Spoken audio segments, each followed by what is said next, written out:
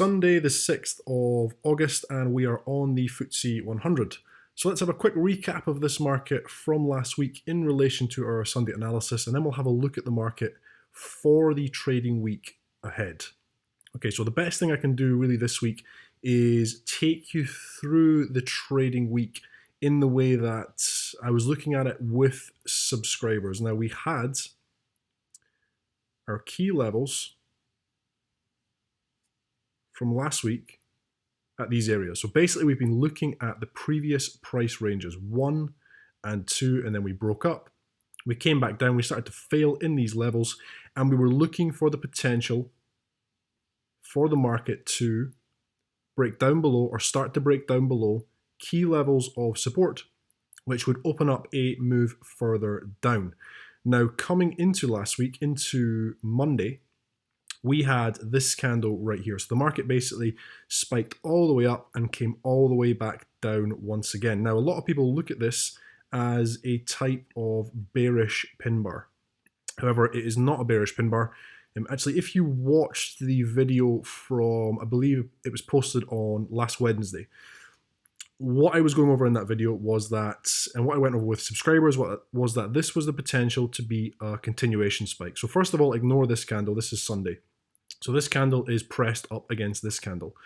What it is telling us is that the market has pressed all the way up, and then the bears have stepped in.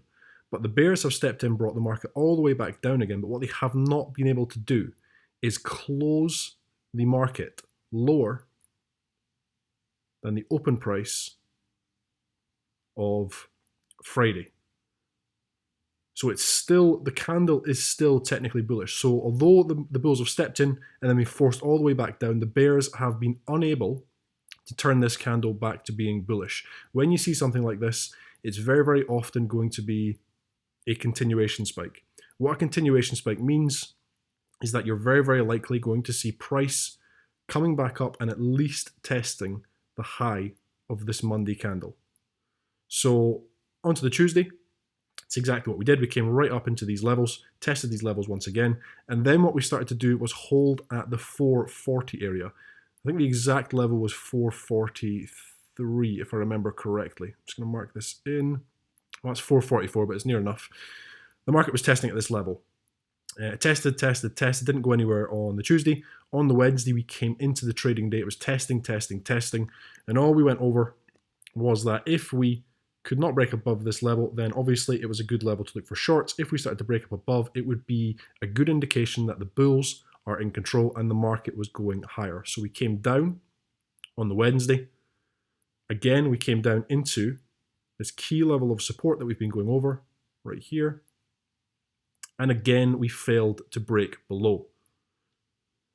Now, when the market started coming back up once again, this was coming into the Thursday. So the Thursday, I'm just trying to think back. The Thursday was rate decision day.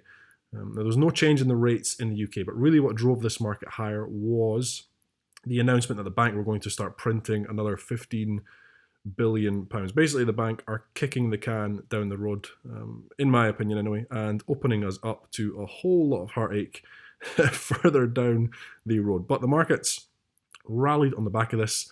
We broke up above this level. I believe we actually broke above this level and tested it very, very nicely, and then we've seen a nice, strong, bullish bounce. Now, coming into the Friday, once again, we had a news release. We had non-farm payroll, which makes it a little bit trickier to trade. However, we had key levels once again. I believe they were sitting up around about here. If I'm talking nonsense, one of the subscribers can comment below. I believe it was in these levels. And what we were looking for Friday was if we break above those levels, we could expect another bullish bounce up toward at least these highs right here. That's exactly what the market did. So what it is really to do with is we are looking at the market, you are doing your analysis before coming into the trading week, and then basically you are trying to, I guess, unravel the story. So you're reading each day as though it is a page in the story and trying to understand what that suggests is going to happen further down the line in the book, in the chapter, whatever you want to call it. And that's exactly what we were doing last week. Now let's get rid of all of these lines and let's look for next week. Now, first of all, this round about 7515 level,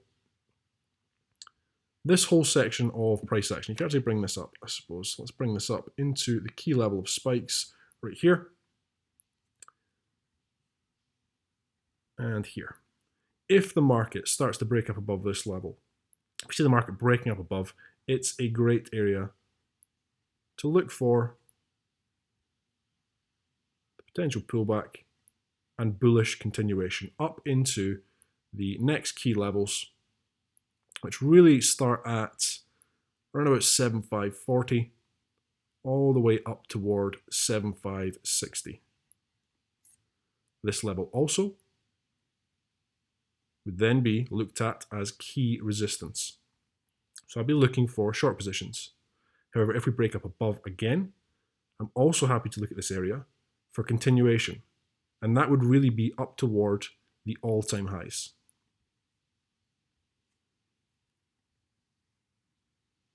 At these levels right here. So 1, 2, and 3 key levels. Around about 7540 to 560. Around about 75, I guess 85 to 7600, which is the all-time highs on this market. I'm basically going to be looking at these levels almost as though they are a set of ladders. You know, if we get above, we use it to push off to the next one. If we get above, we use it to push off to the next one. However, we're also able to look at all of these as resistance. And the reason is, we're up toward the all-time highs. Sellers will be stationed up here. It's the all-time highs of the market. So it's always worthwhile watching.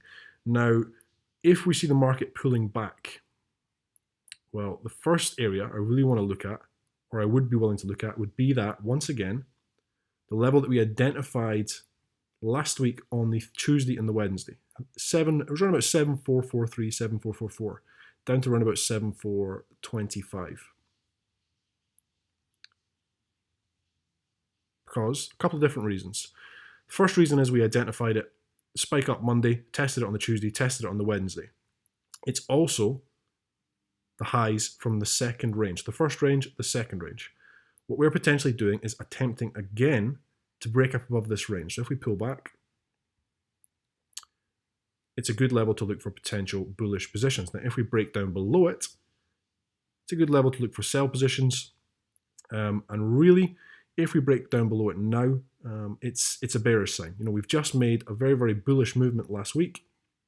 If it fails once again, the market is turning bearish.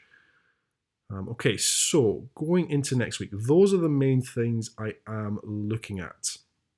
At present, the market is clearly giving us bullish signs. I'm happy to look for the steps on all of these zones. I'm also happy to look for potential sell positions because it is the all-time highs. This is key support moving forward now.